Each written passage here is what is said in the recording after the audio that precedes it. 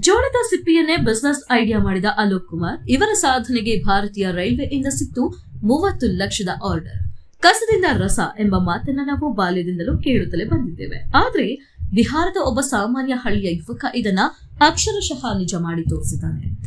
ರೈತರು ಬೇಡವೆಂದು ಬಿಸಾಡುವ, ಸುಟ್ಟು ಪರಿಸರ ಹಾಳು ಮಾಡುವ ಜೋಳದ ಸಿಪ್ಪೆಯಿಂದ ಅದ್ಭುತವಾದ ಪರಿಸರ ಸ್ನೇಹಿ ಉತ್ಪನ್ನಗಳನ್ನು ತಯಾರಿಸಿ ಇಂದು ಇಡೀ ದೇಶವೇ ತನ್ನತ್ತ ತಿರುಗಿ ನೋಡುವಂತೆ ಮಾಡಿದ್ದಾರೆ ಎಂಜಿನಿಯರ್ ಅಲೋಕ್ ಕುಮಾರ್. ಒಬ್ಬ ಸಾಮಾನ್ಯ ಯುವಕ ತನ್ನ ಕಣ್ಣೆದುರಿನ ಸಮಸ್ಯೆಯನ್ನೇ ಒಂದು ದೊಡ್ಡ ಉದ್ಯಮವಾಗಿ ಬದಲಾಯಿಸಿದ ಯಶೋಗಾಥೆ ಇಲ್ಲಿದೆ. ಯಾರು ಈ ಅಲೋಕ್ ಕುಮಾರ್? ವ್ಯಕ್ತಿಯ ಪರಿಚಯವನ್ನ ಮಾಡಿಕೊಳ್ಳೋಣ. ಅಲೋಕ್ ಕುಮಾರ್ ಅವರು ಯಾವುದೇ ದೊಡ್ಡ ಉದ್ಯಮಿಗಳ ಹಿನ್ನೆಲೆಯಿಂದ ಬಂದವರಲ್ಲ. ಇವರು ಬಿಹಾರದ ಒಂದು ಸಣ್ಣ ಹಳ್ಳಿಯ ಸಾಮಾನ್ಯ ಕುಟುಂಬದ ಪ್ರತಿಭೆ. ಹೆಸರು ಅಲೋಕ್ ಕುಮಾರ್. ವೃತ್ತಿ ಇಂಜಿನಿಯರ್ ಮತ್ತು ಸ್ಟಾರ್ಟ್ಅಪ್ ಸಂಸ್ಥಾಪಕ. ಮೂಲ ವಿಳಾಸ ಜಲಾಲ್ಪುರ ಗ್ರಾಮ, ಸರನ್ ಜಿಲ್ಲೆ, ಬಿಹಾರ ರಾಜ್ಯ, ಭಾರತ.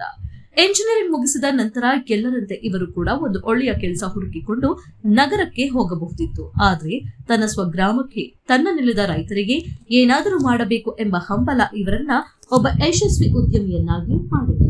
ಐಡಿಯಾ ಬಂದಿದ್ದು ಹೇಗೆ ಅಂತ ನೋಡೋದಾದ್ರೆ, ಬಿಹಾರದಲ್ಲಿ ಜೋಳ ಅಂದ್ರೆ ಮೆಕ್ಕೆಜೋಳ ಅತಿ ಹೆಚ್ಚಾಗಿ ಬೆಳೆಯುವ ಬೆಳೆಗಳಲ್ಲಿ ಒಂದು. ಜೋಳದ ಇಳುವರಿ ಬಂದ ನಂತರ ರೈತರು ಅದರ ಮೇಲಿನ ಸಿಪ್ಪೆಯನ್ನ ಕಸವೆಂದು ರಸ್ತೆಯ ಬದಿಗೆ ಬಿಸಾಡುತ್ತಿದ್ರು ಅಥವಾ ಗದ್ದೆಗಳಲ್ಲೇ ಸುಟ್ಟು ಹಾಕ್ತಿದ್ರು. ಇದರಿಂದ ವಾಯು ಮಾಲಿನ್ಯ ಹೆಚ್ಚಾಗ್ತಿತ್ತು. ಗ್ರಾಮಕ್ಕೆ ಬಂದಿದ್ದ ಅಲೋಕ್ ಕುಮಾರ್ ಅವರಿಗೆ ಈ ದೃಶ್ಯ ಒಂದು ಯೋಜನೆ ಹಚ್ಚಿತು. ಈ ಕಸವನ್ನು ನಾವು ಪರಿಸರಕ್ಕೆ ಪೂರಕವಾಗಿ ಬಳಸಿಕೊಳ್ಳಲು ಸಾಧ್ಯವಿಲ್ಲವೇ ಎಂಬ ಪ್ರಶ್ನೆ ಅವರ ತಲೆಯಲ್ಲಿ ಓಡ್ತು. ಪ್ಲಾಸ್ಟಿಕ್ನಿಂದ ಜಗತ್ತು ಎಷ್ಟೊಂದು ಮಾಲಿನ್ಯವಾಗ್ತಿದೆ ಎಂಬುದು ಅಲೋಕ್ ಕುಮಾರ್ ಒಮ್ಮೆ ಯೋಚನೆ ಮಾಡಲಿಕ್ಕೆ ಶುರು ಮಾಡಿದ್ರು. ಹಾಗಾಗಿ ಈ ಜೋಳದ ಸಿಪ್ಪಿಯನ್ನೇ ಪ್ಲಾಸ್ಟಿಕ್ಗೆ ಪರ್ಯಾಯವಾಗಿ ಬಳಸುವ ತಂತ್ರಜ್ಞಾನದ ಸಂಶೋಧನೆಗೆ ಇರುವ ಕೈ ಹಾಕಿದ್ರು. ಕಸದಿಂದ ಮೂಡಿದ ಅದ್ಭುತ ಉತ್ಪನ್ನಗಳು. ಅಲೋಕ್ ಕುಮಾರ್ ಅವರು ತಡ ಮಾಡದೆ ತಮ್ಮ ಎಂಜಿನಿಯರಿಂಗ್ ಬುದ್ಧಿವಂತಿಕೆಯನ್ನ ಬಳಸಿ ಸಂಶೋಧನೆ ಆರಂಭಿಸಿದ್ರು. ಜೋಳದ ಸಿಪ್ಪೆಯನ್ನು ಸಂಸ್ಕರಿಸಿ ಅದರಿಂದ ಪರಿಸರ ಸ್ನೇಹಿ ದಿನ ಬಳಕೆಯ ವಸ್ತುಗಳನ್ನ ತಯಾರಿಸುವ ತಂತ್ರಜ್ಞಾನವನ್ನ ಕಂಡುಹಿಡಿದ್ರು. ಇವರ ಸ್ಟಾರ್ಟ್ಅಪ್ ಸದ್ಯಕ್ಕೆ ಈ ಕೆಳಗಿನ ಪ್ರಮುಖ ವಸ್ತುಗಳನ್ನ ಉತ್ಪಾದಿಸುತ್ತಿದೆ. ಪರಿಸರ ಸ್ನೇಹಿ ಕಪ್ಗಳು. ಟೀ, ಕಾಫಿ ಕುಡಿಯಲು ಬಳಸುವ ಪ್ಲಾಸ್ಟಿಕ್ ಹಾಗೂ ಪೇಪರ್ ಕಪ್ಗಳ ಜಾಗದಲ್ಲಿ ಇದನ್ನ ಬಳಸಬಹುದು. ಪ್ಲೇಟ್ಗಳು. ಊಟ ಹಾಗೂ ತಿಂಡಿ ತಿನ್ನಲು ಬಳಸುವ ಸಂಪೂರ್ಣವಾಗಿ ಮಣ್ಣಿನಲ್ಲಿ ಕರಗಿ ಹೋಗುವ ತಟ್ಟೆಗಳು. ಚಾಕ್ಲೇಟ್, ಟಾಫಿ ಕವರ್ಗಳು. ಪ್ಲಾಸ್ಟಿಕ್ ಕವರ್ಗಳಿಗೆ ಪರ್ಯಾಯವಾಗಿ ಪರಿಸರಕ್ಕೆ ಹಾನಿ ಮಾಡದ ಚಾಕ್ಲೇಟ್ ಪ್ಯಾಕಿಂಗ್ ಕವರ್ಗಳು. ಈ ಎಲ್ಲ ಉತ್ಪನ್ನಗಳ ವಿಶೇಷತೆ ಏನಂದ್ರೆ, ಇವುಗಳನ್ನು ಬಳಸಿ ಬಿಸಾಡಿದ ನಂತರ ಅತಿ ಕಡಿಮೆ ದಿನಗಳಲ್ಲಿ ಮಣ್ಣಿನಲ್ಲಿ ಲೀನವಾಗಿ ಗೊಬ್ಬರವಾಗುತ್ತವೆ. ಪ್ಲಾಸ್ಟಿಕ್ನಂತೆ ನೂರಾರು ವರ್ಷಗಳ ಕಾಲ ಮಣ್ಣಿನಲ್ಲಿ ಕೊಳೆಯದೆ ಉಳಿಯುವುದಿಲ್ಲ. ಭಾರತೀಯ ರೈಲ್ವೆಯಿಂದ 30 ಲಕ್ಷದ ಬೃಹತ್ ಆರ್ಡರ್. ಯಾವುದೇ ಒಂದು ಸ್ಟಾರ್ಟ್ಅಪ್ ಆರಂಭದಲ್ಲಿ ಮಾರುಕಟ್ಟೆ ಕಂಡುಕೊಳ್ಳುವುದು ಸುಲಭವಲ್ಲ. ಆದ್ರೆ ಅಲೋಕ್ ಕುಮಾರ್ ಅವರ ಈ ನಾವೀನ್ಯತೆಯ ಐಡಿಯಾ ಮತ್ತು ಪರಿಸರ ಕಾಳಜಿಯನ್ನ ಭಾರತ ಸರ್ಕಾರ ಮತ್ತು ಭಾರತೀಯ ರೈಲ್ವೆ ಗುರುತಿಸಿದೆ.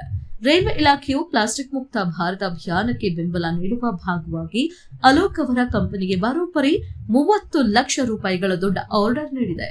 ಈ ಒಂದು ಆರ್ಡರ್ ಅಲೋಕ್ ಅವರ ಸ್ಟಾರ್ಟ್ಅಪ್ಗೆ ದೊಡ್ಡ ಮೈಲಿಗಲ್ಲಾಗಿದೆ. ಸದ್ಯಕ್ಕೆ ಇವರ ಕಂಪನಿಯು ದಿನದ 24 ಗಂಟೆ ದೊಡ್ಡ ಮಟ್ಟದಲ್ಲಿ ಉತ್ಪಾದನೆಯನ್ನ ಆರಂಭಿಸಿದೆ. ರೈತರಿಗೆ ವರವಾದ ಸ್ಟಾರ್ಟ್ಅಪ್. ಅಲೋಕ್ ಕುಮಾರ್ ಅವರ ಈ ಸಾಧನೆ ಕೇವಲ ಪರಿಸರ ರಕ್ಷಣೆಗೆ ಮಾತ್ರ ಸೀಮಿತವಾಗಿಲ್ಲ. ಇದು ಬಿಹಾರದ ಸ್ಥಳೀಯ ರೈತರ ಬದುಕಿನಲ್ಲೂ ಹೊಸ ಆಶಾಕಿರಣ ಮೂಡಿಸಿದೆ. ಹೆಚ್ಚುವರಿ ಆದಾಯ ಅಂತ ನೋಡೋದಾದ್ರೆ, ಹಿಂದೆ ರೈತರು ಕಸ ಎಂದು ಬಿಸಾಡುತ್ತಿದ್ದ ಜೋಳದ ಸಿಪ್ಪೆ ಎಂದು ಅಲೋಕ್ ಅವರ ಕಂಪನಿಯಿಂದ ಹಣ ಸಿಗ್ತಿದೆ. ಇದರಿಂದ ರೈತರಿಗೆ ಯಾವುದೇ ಖರ್ಚಿಲ್ಲದೆ ಕಸದಿಂದಲೇ ಒಂದು ಹೆಚ್ಚುವರಿ ಆದಾಯದ ಮೂಲ ಸೃಷ್ಟಿಯಾಗಿದೆ. ಸ್ಥಳೀಯ ಉದ್ಯೋಗಾವಕಾಶ. ಹಳ್ಳಿಯಲ್ಲೇ ಕಾರ್ಖಾನೆ ಮತ್ತು ಉತ್ಪಾದನಾ ಘಟಕ ಇರೋದ್ರಿಂದ ಸ್ಥಳೀಯ ಯುವಕರಿಗೆ ಮತ್ತು ಮಹಿಳೆಯರಿಗೆ ಕೆಲಸ ಸಿಕ್ಕಿದೆ. ಕೆಲಸ ಹುಡುಕಿಕೊಂಡು ನಗರಕ್ಕೆ ವಲಸೆ ಹೋಗುವುದು ಇದರಿಂದ ತಪ್ಪುತ್ತಿದೆ. ಕೊನೆಯದಾಗಿ ಹೇಳ್ಬೇಕಂದ್ರೆ, ಒಬ್ಬ ಸಾಮಾನ್ಯ ಇಂಜಿನಿಯರ್ ಮನಸ್ಸು ಮಾಡಿದ್ರೆ ದೇಶದ ದೊಡ್ಡ ಸಮಸ್ಯೆಗೆ ಹೇಗೆ ಪರಿಹಾರ ಕಂಡುಕೊಳ್ಳಬಹುದು ಎಂಬುದಕ್ಕೆ ಅಲೋಕ್ ಕುಮಾರ್ ಅವರೇ ಅತ್ಯುತ್ತಮ ಉದಾಹರಣೆ. ಸಮಸ್ಯೆಗಳ ಬಗ್ಗೆ ಕೇವಲ ದೂರುವುದಕ್ಕಿಂತ ಆ ಸಮಸ್ಯೆಯಲ್ಲಿ ಉದ್ಯಮದ ಅವಕಾಶವನ್ನ ಹುಡುಕಿದ ಅಲೋಕ್ ಅವರ ಸಾಧನೆ ನಿಜಕ್ಕೂ ಶ್ಲಾಘನೀಯ. ಬಿಹಾರದ ಒಂದು ಸಣ್ಣ ಹಳ್ಳಿಯಿಂದ ಆರಂಭವಾದ ಇವರ ಈ ಪರಿಸರ ಸ್ನೇಹಿ ಹೆಜ್ಜೆ ಇಡೀ ದೇಶವನ್ನ ಪ್ಲಾಸ್ಟಿಕ್ ಮುಕ್ತಗೊಳಿಸುವ ನಿಟ್ಟಿನಲ್ಲಿ ದೊಡ್ಡ ಕ್ರಾಂತಿ ಮಾಡಲಿ ಎಂದು ನಾವೆಲ್ಲರೂ ಆಶಿಸೋಣ. ಅಲೋಕ್ ಕುಮಾರ್ ಅವರ ಈ ಯಶೋಗಾಥೆ ದೇಶದ ಸಾವಿರಾರು ಯುವಕರಿಗೆ ಸ್ಫೂರ್ತಿಯಾಗಲಿ.